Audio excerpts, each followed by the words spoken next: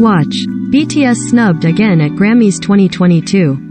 Michelle Carter is a free woman, and the debate over whether she ever should have been charged with a crime at all continues.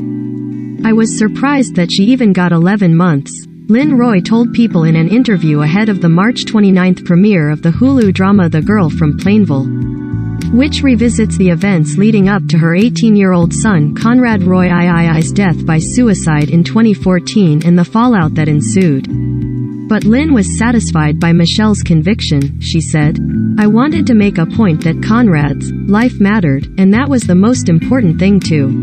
Michelle was 17 when Conrad died and 20 when a judge found her guilty of involuntary manslaughter for telling him on the phone to get back in the car and finish the job when he called to tell her his plan to poison himself seemed to be working and he was scared. Michelle was sentenced to 15 to 30 months in prison but didn't start serving time until February 2019, after her appeal on the grounds that her texts were protected speech under the First Amendment was denied. She was released 4 months early for good behavior on January 23, 2020. But the confounding tragedy started a still-going conversation about digital relationships, bullying, teen isolation, mental health, free speech and what exactly constitutes responsibility. The big question: was Michelle in any way responsible for Conrad taking his own life? Though the law determined that Michelle played a role, Lynn still isn't sure to what degree her behavior affected Conrad's decision. I wish I knew how he felt when she was messaging that whole month before he died, she told People. I wish I knew what he was thinking. Was she really a friend, or did she really care about him? I mean, for someone to do what she did, how could he think that she cared? And with the premiere of The Girl from Plainville, starring Elle Fanning as Michelle and Colton Ryan as Conrad, the case is the subject of conversation. Once again, Bella Thorne also played Michelle in the 2018 Lifetime movie Conrad. Acknowledging the extremely tragic material at the heart of the series, Elle, who's also an executive producer, said on Live with Ryan and Kelly March 29, "We really had to treat this story with a lot of sensitivity, obviously. I think the media also really painted this case in a one-dimensional way and we wanted to go deeper inside that and get to know a little bit more about it." For the 23-year-old actress who grew up in the age of phones and that false sense of reality that you get when you're texting and that instant gratification that way all receive, Elle added, I think for us we wanted to shed a light on the struggles that young people are facing today, especially with technology. And, in this case, how harmful it can be. Or, in this case, fatal. Two hurting souls. Conrad and Michelle met in Naples, Florida, in 2012 while on respective family vacations to visit relatives. It turned out they lived only about an hour away from each other, Michelle in Plainville and Conrad in Mattapoisett, both small towns in Massachusetts, but their connection was fostered mainly through text messages and emails. In fact, investigators later determined that they only saw each other in person a handful of times but exchanged thousands of text messages. After he woke up from swallowing a bottle of Tylenol that October, he texted Michelle and asked if she cared what happened to him. She wrote back, "Oh my God, is this me fault?" They shared stories about depression, Conrad revealing he'd tried to take his life and Michelle telling him she'd battled an eating disorder. She was later treated at McLean Hospital in Belmont, Mass, for anorexia. Michelle and Conrad were each other's confidant. Aaron Lee Carr, director of the two-part documentary about the case I Love You, Now Die, told E! News. When the film premiered on HBO in 2019, I think that you consistently see Michelle Carter reaching out to people for support and Conrad was sort of like this friend that was always in her ear. They communicated so much at these crazy intense intervals, and they really shared things that they had not shared with others. Carr set out to paint a more complete picture of what happened, wanting to avoid the broad brush Michelle was being painted with in the media, the assumption that was some sort of femme fatale. The filmmaker told E! that, while she started the project with the opinion that Michelle's actions were amoral and illegal, by the time she was finished she felt there were reasons to doubt the conviction. Michelle and her family did not participate in the documentary, but Conrad's did. Carr told E! that Lynn Roy telling her she had done a good job after they arranged a preview screening for her at the HBO office was the best feedback she could possibly get. Disturbing messages. Conrad graduated high school in 2014 and was accepted at Fitchburg State University for the fall. On June 13, he made a video on his computer in which he talked about his struggle with depression and a past suicide attempt. As revealed in all of their digital communication collected by authorities, Conrad told Michelle in text messages that he still thought about ending his. In message transcripts shared during her trial, 2 weeks before Conrad died, Michelle had sent him texts such as "Drink bleach. Why don't you just drink bleach? And jump over a building, stab yourself, IDK. There's a lot of ways. Everyone will be sad for a while, but they will get over it and move on," she also wrote to him. "You just need to do it, Conrad. No more pushing it off. No more waiting." Conrad's last day. They exchanged dozens of texts on July 12, 2014, according to a log of all of their messages that day published by Boston 25 News, starting with Conrad checking in with Michelle at 12:40 a.m. She replied at 4:07 a.m. with Conrad, and moments later asked, "Why haven't you done it yet though?" At 4:28 a.m. he wrote her, "I really don't know what I am waiting for, but I have everything lined up." She wrote back, "No, you're not, Conrad. Last night was it. You keep pushing it off and you say you'll do it but you never do. It's always gonna be that way if you don't take action. Then, you're just making it harder on yourself by pushing it off, you just have to do it." Followed by, "Do you wanna do it now?" This went on for a while longer and Michelle wrote "Love you" at 4:35 a.m. Conrad replied, "Thank you, smiley face."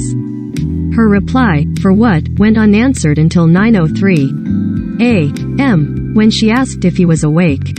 At 9:17 he replied yes, and then the conversation about when and where he was going to do it continued for hours, interspersed with declarations of love and support from Michelle as she simultaneously told him he should stop thinking so much and just go through with it.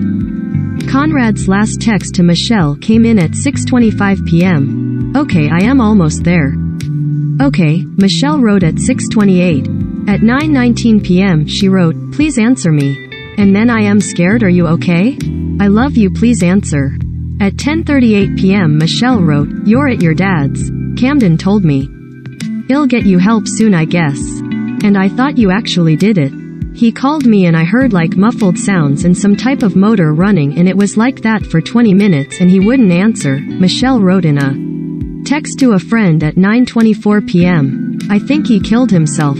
Authorities found Roy's body in the afternoon on July 13. He had driven his truck to the parking lot of a Kmart in Fairhaven, Mass., and there was a gasoline-operated water pump in his backseat. Cause of death was determined to be carbon monoxide poisoning. The aftermath.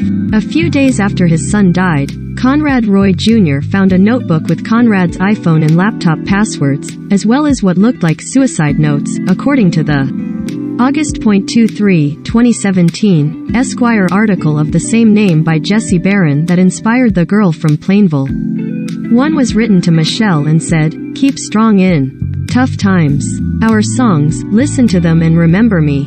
Another read, "Dad, I am sorry I wasn't the boy you wanted." Michelle attended a wake the family held for Conrad at a funeral parlor in Mattapoisett the following week. Per Esquire, Michelle emailed Conrad's younger sister Camden not long after, writing, "Conrad did not kill himself because of bullying like everyone assumes. I know the real reasons."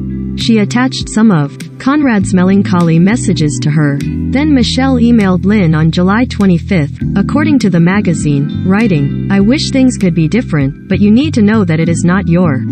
Writing back to her, Lynn mentioned to Michelle that a detective was involved with the case. Under Massachusetts law, all unattended deaths under violent, suspicious or unusual circumstances are supposed to be investigated, and Michelle at one point asked if there was any news. That August, Michelle's mom, Gail Carter, also texted Lynn, "I think about you, your family, and Conrad every day. My heart breaks for all of you, as well as for Michelle, who loved Conrad as much as a 17-year-old girl could." On September 13th, Michelle organized a suicide prevention fundraiser at King Philip High School, her senior year just underway. On September 15th, Michelle wrote in a text to a friend, later used as evidence at her trial, "His death is my fault, like honestly I could have stopped him. I was on the phone with him and he got out of the car because it was working and he got scared and King told him to get back in." In the lengthy message, she also wrote that she couldn't stand seeing Conrad in so much pain, and that therapy didn't help him. She had tried to get him to check in a mental health facility with her, Michelle added, but he would go in the other department for his issues, but he didn't want to go because he said nothing they would do or say would help him or change the way he feels. She continued, "So I started giving up because nothing I did was helping but I should have tried harder, like I should have did more, and it's all my fault because I could have stopped him but King didn't. All I had to say was I love you, don't do this one more time, and he'd still be here, and he told me he would give me signs to know he is watching over me, but I haven't seen any, and I am sorry about this rant, I just needed to get that off my chest, and it's finally all sinking in." Legal repercussions. Police got a warrant to search Michelle's phone in the fall of 2014. Ultimately, the state's printout of her text messages was 317 pages long. She was indicted Feb. 5, 2015, on a charge of involuntary manslaughter as a youthful offender. After motions to dismiss were denied, she ended up waiving her right to a jury trial, and Judge Lawrence Moniz concluded in 2017 that the teen was guilty as charged. The prosecution alleged that she badgered Conrad to his death to attract the attention that being the girlfriend of a boy who killed himself would inevitably bring. The so-called smoking gun in their case was the text to her friend in which Michelle claimed she told Conrad to get on with it, which the prosecution deemed a confession. Michelle did not testify in her own defense at trial. Moniz considered her statement in her September 15th text that she could have stopped him to be the moment when she became criminally responsible. He sentenced her to 2.5 years in prison, with a requirement to serve 15 months. She was allowed to remain free, however, until the state appeals process had been exhausted. The fight continues. When Michelle's initial appeal to the Massachusetts Supreme Judicial Court was denied in 2019, a unanimous decision, Justice Scott Kofker wrote in the ruling, after she convinced him to get back into the carbon monoxide-filled truck, she did absolutely nothing to help him. She did not call for help or tell him to get out of the truck as she listened to him choke and die.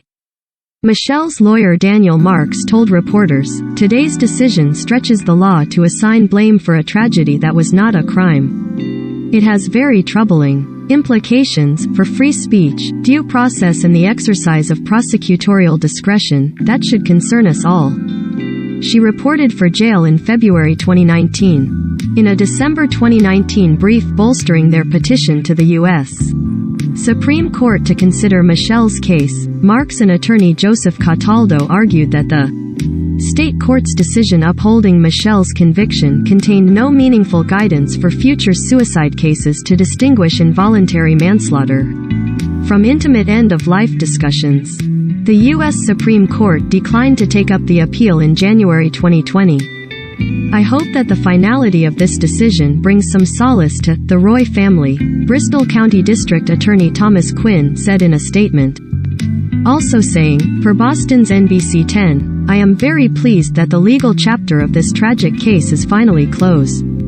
Meanwhile, the state parole board denied Carter's petition for early release in September 2019, stating in their decision that they remain troubled not only by her role in facilitating Roy's death by suicide, but also that she actively prevented others from intervening. Furthermore, the board contended, no one had adequately explained her lack of empathy at the time, nor proved that she was fit to rejoin society just yet. Ms. Carter's self-serving statements and behavior, leading up to and after his suicide, appear to be irrational and lacked sincerity, the board wrote. "I think she belongs in jail for a longer time than she even got," Conrad Roy Sr., Roy's grandfather, said at the parole hearing. "I still don't have my grandson back. Why should she be out, free to enjoy life, when my grandson doesn't have a life to live?"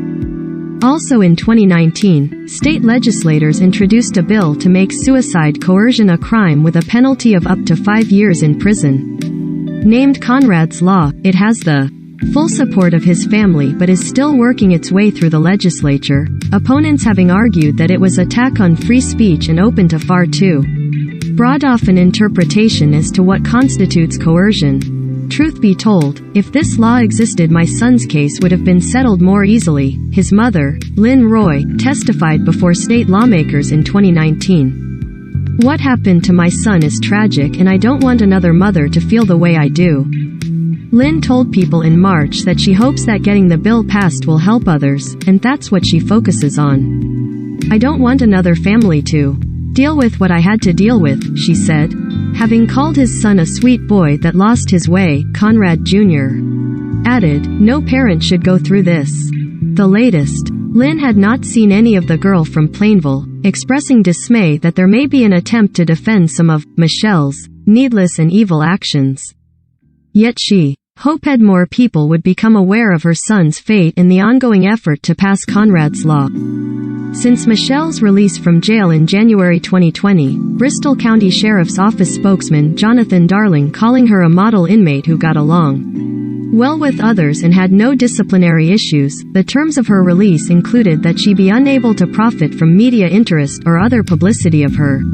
Her probation is due to end August 1, 2022, after which that no longer applies.